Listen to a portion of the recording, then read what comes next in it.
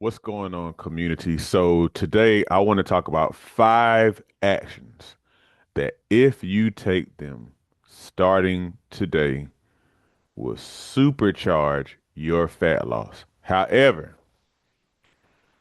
these are a test, depending on what you do with these are a test to see how bad you really want to lose fat. Okay, so I want y'all to really pay attention to these and examine yourself, see how you feel whenever I read these out. Because if you ever get to a place where you're like, no, I ain't doing that, you have to ask yourself how bad you really want to lose excess fat or not. I'm just saying. All right, let's get into it. Number one, fast. Now, I'm talking about, in the true sense of the word, the traditional fast where all you're doing is consuming water for a time. These days, they will call them prolonged fast, because of the second kind of fast I'm talking about, which is intermittent.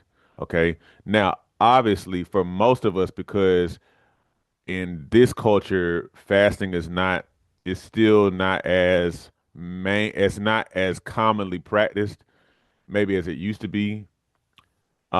Intermittent fast is the first thing. But the main thing I'm talking about, because you have people who say, eat between the hours of what's that, 10 and 8 o'clock. What's that, a 10-hour fast? Yeah, 10-hour fast. I mean, 10-hour eating window, 14-hour fast. The only thing I'm saying to do is to stop eating after after dark. So basically, you eat up until it's dark, and then you stop eating. So here on the East Coast of the United States, somewhere between 7 and 8:30 or something like that. Also depends on daylight savings time. But to the very least, do that. Don't eat after that time. Now, I understand that it's difficult because it's difficult for me as well. However, if you really want to lose fat, do it. Now, the traditional fast where all you're doing is consuming water and you're not eating any sort of food,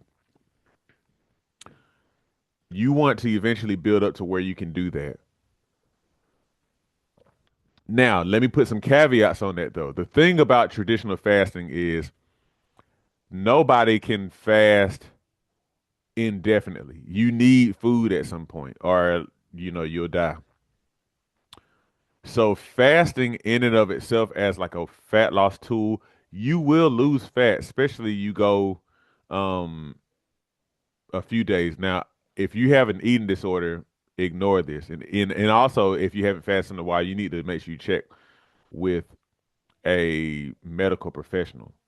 However, you'll lose fat directly as a result of a fast, but I'm not necessarily recommending it for fat loss from that standpoint, even though you will lose fat and it might help you to, it has other benefits too. The main reason that fasting is important is because of the self-control it builds in you. I promise you, when you fast, you go without food for a time, it has a way of resetting your digestive system as well as like your taste buds, your mindset as well. It's hard to explain it, but you get to a place where you don't even really you feel the feeling you don't desire as much to consume, junk. So it resets your cravings, which is perhaps the most important part of fasting from a standpoint of helping you to lose fat and to become healthier. It resets your mind, it resets your cravings and helps you not want junk as much. Okay. So that's number one, fasting. Number two, eliminate carbohydrates. Now, let me explain. The very first thing that I encourage you to focus on as it relates to carbohydrates is your sweet drinks of all kinds and processed carbohydrates. These are the main things that we consume that make us overweight. Why? Because empty energy, devoid a lot of times of fiber and whatnot, and it's too much energy for the average person in a sedentary society like ours. Okay. So a lot of people, probably most of us, are out here drinking sweet tea all day, drinking soda all day, or consuming some sort of sweet something, even if it's artificially sweetened. Even if. Now, I include, and I talk about this a lot, but it needs to be talked about more.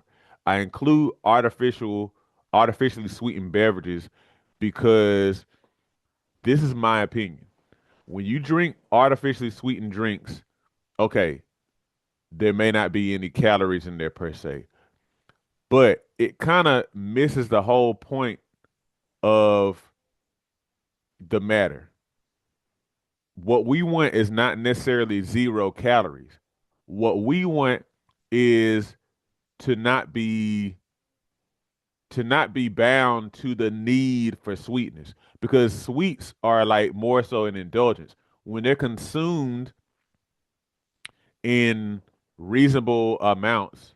And what I mean is like true moderation every now and again, then it's cool. Our issue is that we become so accustomed to like sweets that we feel like we have to have them.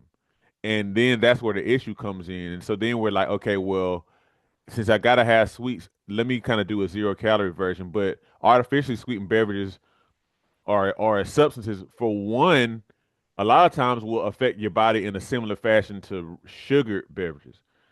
But then two, they come with their own issues, because they're chemicals that can cause other issues with your health. So all sweet beverages of any kind, cut them out. Okay, especially if you really want to lose fat. Then, of course, processed carbohydrates in general, stuff that comes inside of packages that essentially was put together in a factory somewhere or a lab or both, and aren't really worthy to be called food. Those are those things that they do a number on your health anyway, so you need to get rid of those. Again, the main thing is that we've made these a regular part of our diet, eating them multiple times a day. Um, where multiple times a week is even not good. So from a fat loss standpoint, let alone, the whole health, the whole spectrum of health, you want to get rid of these. Okay. Now, what about healthy carbohydrates? If you are seeking to lose fat, it's probably a good idea to significantly reduce them. I hesitate to say eliminate them. Some people do. That's whenever you kind of go into a keto, paleo, and stuff like that, which I can't claim to know a whole lot about. I haven't really done either. Well, not, at least not intentionally, maybe unintentionally. However, if you are seeking to lose fat, you have to understand carbohydrates are our main source of fuel, especially the way that we eat in our society.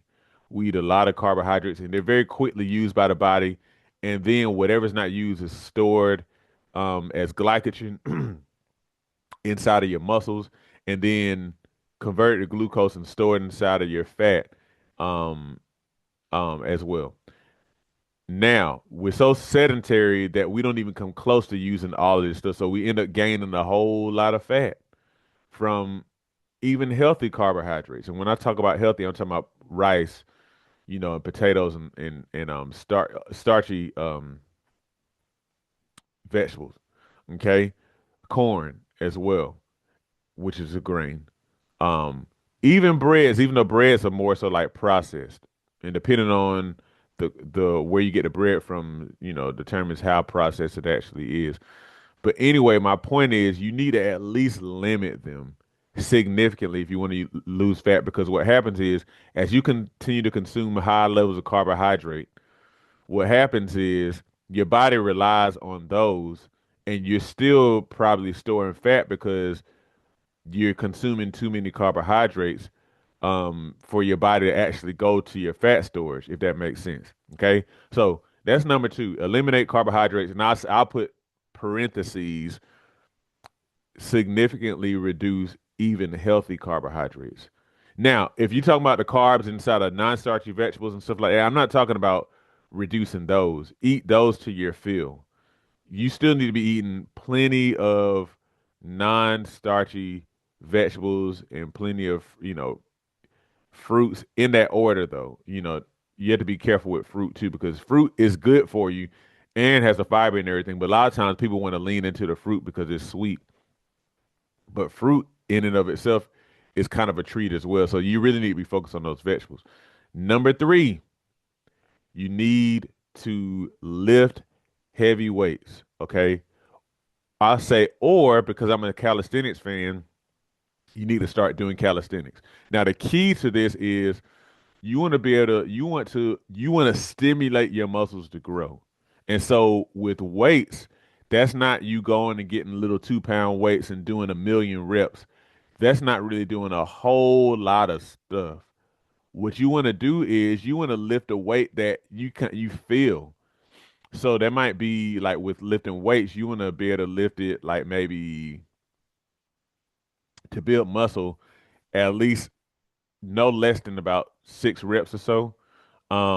Now with calisthenics, same deal. However, especially once you get used to calisthenics, and when I talk about calisthenics, I'm talking about push-ups, pull-ups, chin-ups, dips, and stuff like that. With calisthenics, you'll get to the point where you can do way more than 6, 8, 10, 12 reps.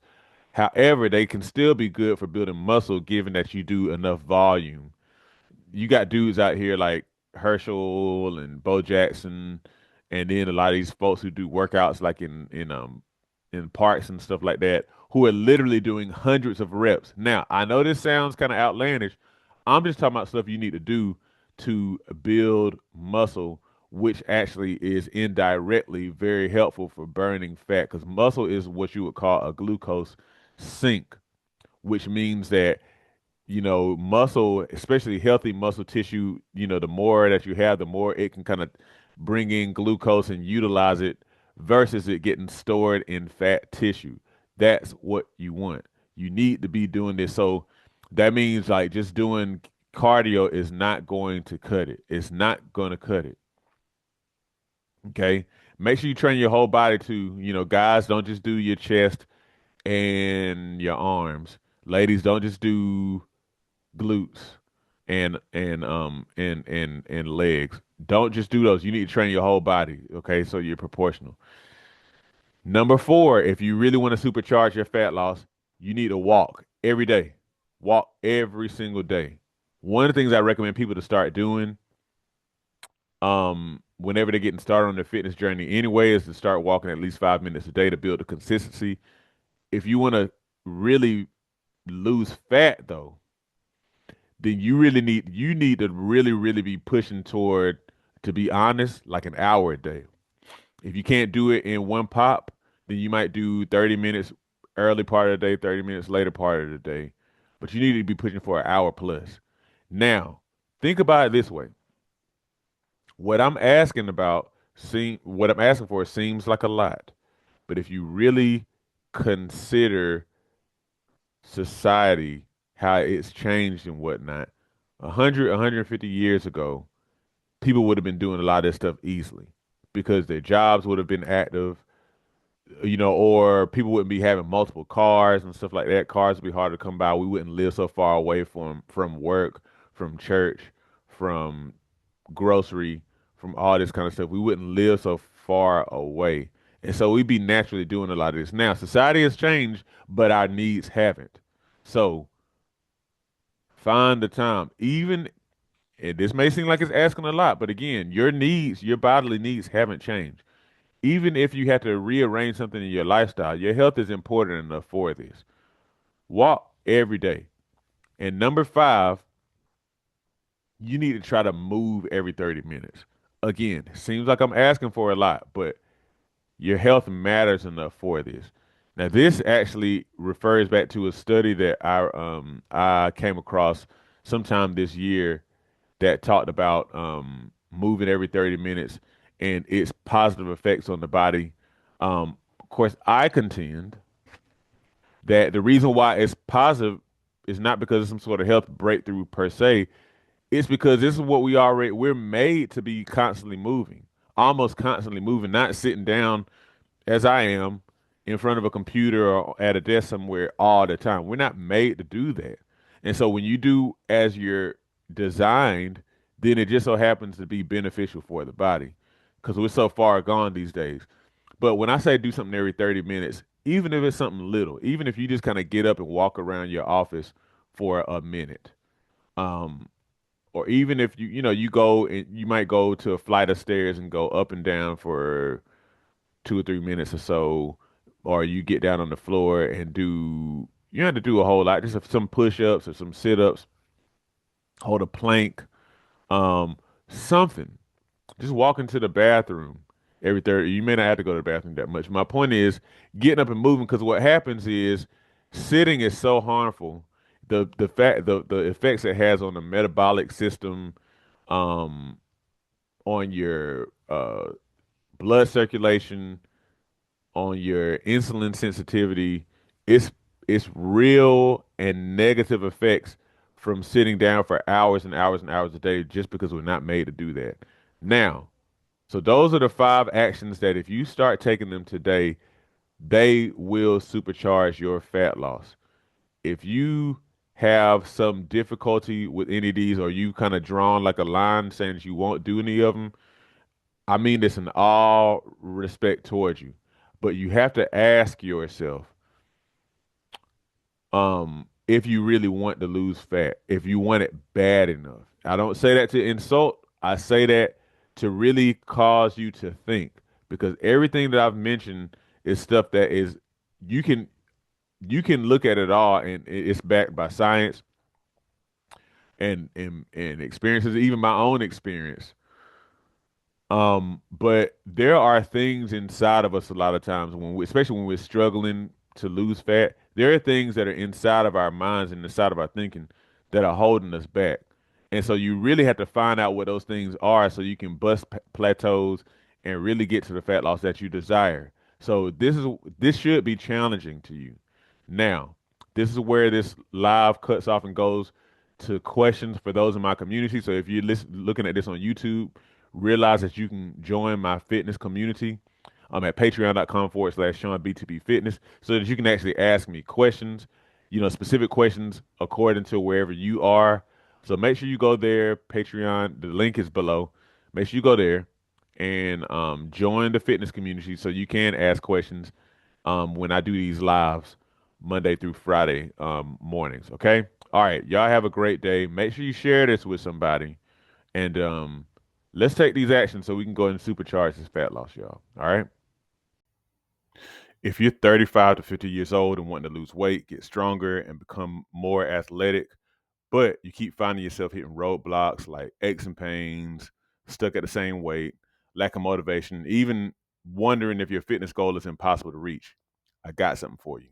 My exclusive fitness support consists of my daily fitness mindset mornings every weekday morning, where I teach you the mindset that fit people use to achieve high levels of health and fitness, and where you can ask me your specific health and fitness questions so that you can finally get unstuck.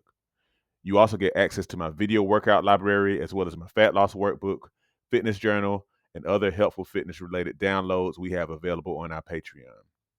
If that sounds good to you and you're ready to change your mind so that you can finally change your body, your health, and your life, join us now at patreon.com/Sean B2B Fitness.